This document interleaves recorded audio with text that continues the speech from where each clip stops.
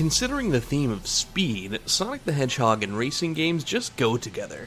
There's Sonic Drift, Sonic R, and Sonic Riders, just to name a few. Some of the most successful of those games were Sonic and Sega All-Stars Racing and its sequel, Transformed.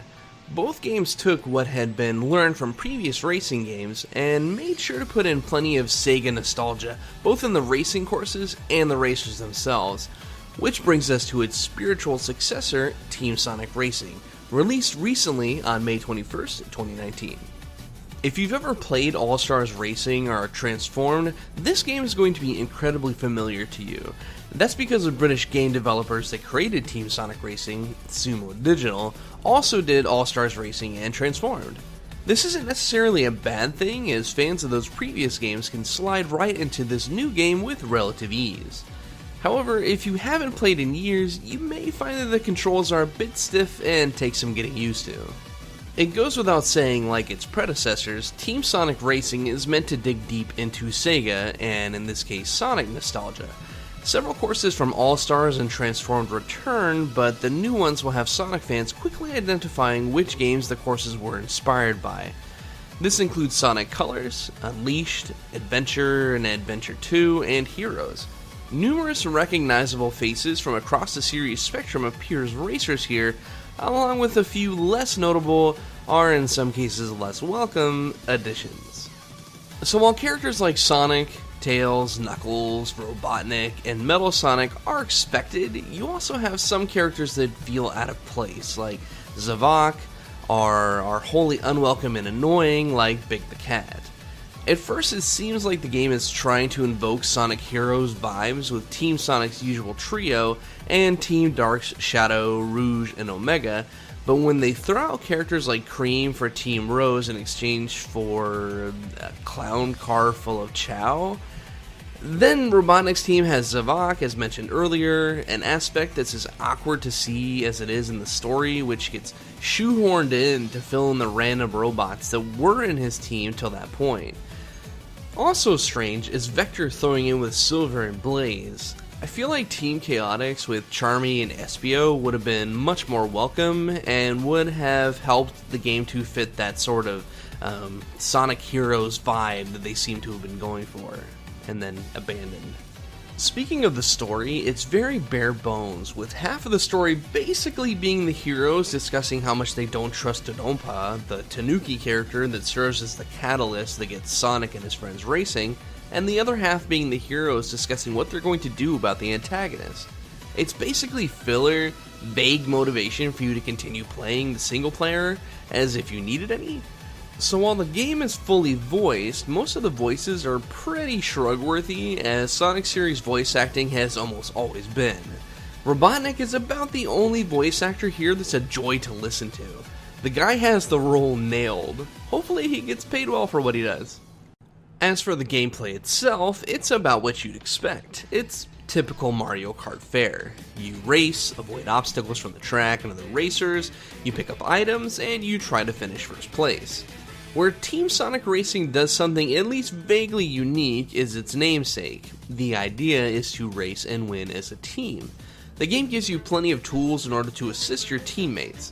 For example, whoever in your team is ahead of you leaves a bright yellow trail that, if you trace it, you'll be given a boost when you leave it.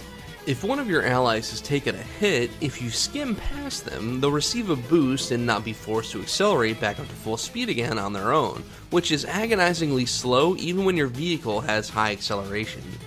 Each racer has a type: speed, power, and technique.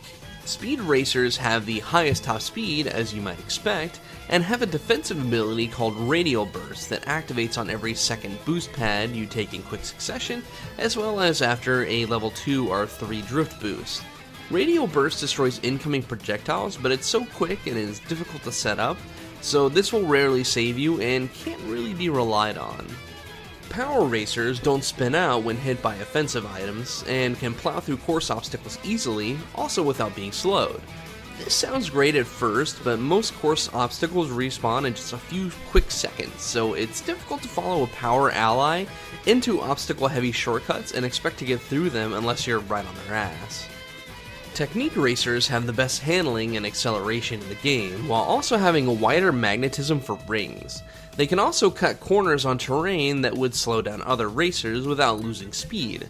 Rings are like Mario Kart's coins. They exist to increase your top speed, and if you have a bunch in the end, they boost your high score so you receive more in-game coins that can be spent on what the game calls mod pods, which is essentially a gacha game that offers you temporary one-race-only boosts as well as vehicle customization options. Customization options adjust performance and appearance of your vehicle, and each part, except for the bright gold legendary pieces, can be painted various colors. It's fairly easy to tune your vehicle the way you want to, so you have the stats and the looks that you want, though once you've settled, odds are you'll never come back unless you switch your favorite racer for whatever reason. The game's sound design is about what you'd expect from a racer, though this is hardly the focus of a game in this sort of genre. The music is also polarizing. The course tracks are either boring and uninspired, or spectacular songs that really get your foot tapping even during the chaos of a heated race. There really is no in-between. Luckily, when the music is bad, you're usually too focused on the race to notice. One of Team Sonic Racing's most glaring flaws is that the sense of progression is almost non-existent.